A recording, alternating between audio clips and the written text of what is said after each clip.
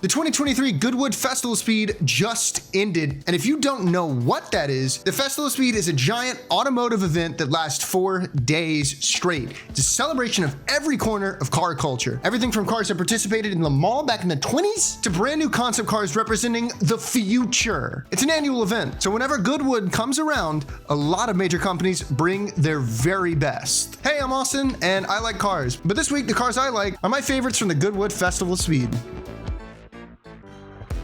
This is the Subaru GL Family Huckster, and if you ignore the goofy name, this is one of the coolest cars ever done up, just ever. Now when I say there is a healthy mix of car culture in this event, I really do mean it. This is an all-wheel drive drift car made by a YouTube channel called Hoonigan. This is a feature car in Hoonigan's very own Gymkhana series. You've probably heard of it if you're on car YouTube at all. Originally, this was a simple 80s Subaru wagon that, while beloved, wasn't exactly fast, and it's been turned into an all-wheel drive monster. They gave it a custom all-wheel drive setup, an 800 horsepower engine, a giant wide body, but the biggest change they gave it from family car to race car was active aero. Anytime the Huckster is hucking its weight around, you see its body panel shift to move the air that's flowing over the car. This is to give it more downforce. Still, it somehow manages to look like a race car from the 80s, even though it's got all this future tech on it. Hoonigan has made dozens of amazing custom cars, but this is probably my favorite that they've created. So one of the greatest parts about Goodwood is the real world debuts for new cars. A lot of car announcements have them just sitting in frame looking pretty. They might not even have the engine done yet. But when a car like the Lamborghini Revuelto shows up at Goodwood, we get to see it move in person for the first time. The Revuelto is the Aventador's replacement, and it's leading the push for how Lambos will be for the next decade, just as the Aventador did before it. I know a lot of people were worried Lamborghini would have to ditch their V12s because of how hard Volkswagen is pushing for electric vehicles. But instead they made it a hybrid and it kept the V12, and it makes 1,000 horsepower. The Revuelto is a fitting member for the Countach's legacy. It's not gorgeous, it's not pretty, it's striking. It should go on my bedroom wall. I want it here. And the only way I'll ever get to be inside of one is a video game. I want it. Now for a race car that actually raced against other cars. The Calsonic R32 GTR is iconic. If you know anything about Japanese race cars at all, you've probably at the very least seen this car before. This is the car that earned the nickname for the Nissan Skyline, Godzilla. The R32 GTR won 29 out of 29 races that it entered in the Japanese Touring Car Championship. And the Calsonic R32, this one, won 15 of those races. That's pretty good. Now, something that's nice about the Touring Car Championship that it was in is how close it ends up looking to the stock version of the car. The blue livery isn't too much to look at on the eyes. It's nice, it's pretty. You can see the influence that this car had on 90s Japanese car culture, and especially Skyline car culture. That one took me way too many tries. Skyline car culture. Although it may not be as fast as the modern race cars, obviously, it still puts up pretty good times for the hill climbs when it participates.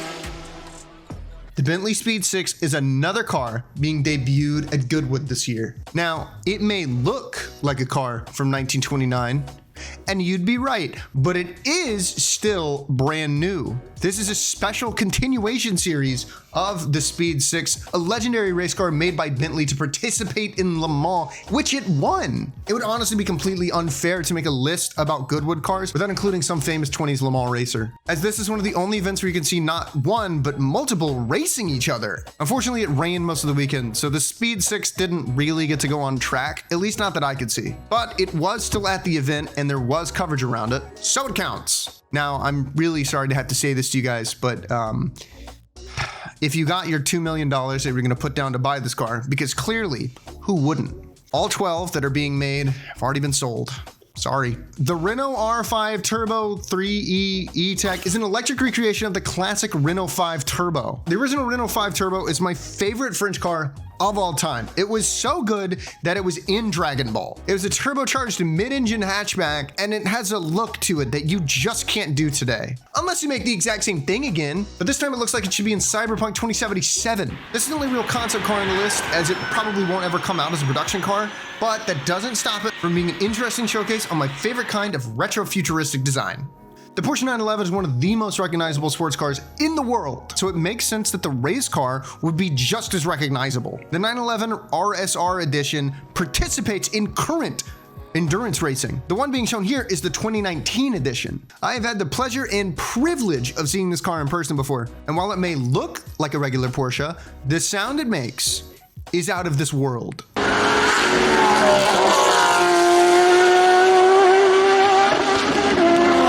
It is by far one of the best sounding race cars from the 2010s, and I really hope it's remembered as such. It also goes without saying that this modern race car is blisteringly fast, but it is ridiculous how quick the RSR is. The McLaren Solus. So I'm not really a fan of McLaren. I don't love their race team in Formula One, and I don't like their road cars. I can tell you a pretty long list of reasons I don't really like their road cars.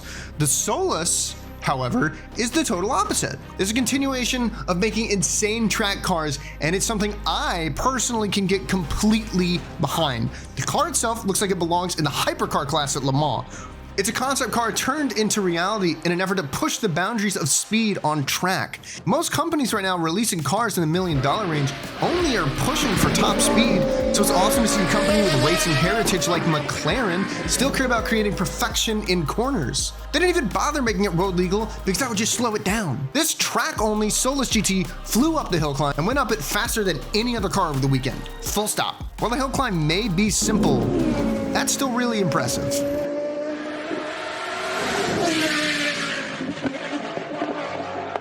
I could talk about dozens of more cars, and there's plenty from previous Goodwoods that I couldn't even talk about because they weren't there, so they didn't match the criteria today. If you like any of the cars on this list, make sure to like the video because then they'll know you like their cars. I promise that's how that works. If there's any cars I missed, and I know there was, make sure to tell me about your personal favorite in the comments below the video. I'm Austin, I like cars, and if you like cars, you should subscribe too. Look at that, I made an outro. This is my last video I'm making for the class. I still plan to keep doing videos on this channel afterwards.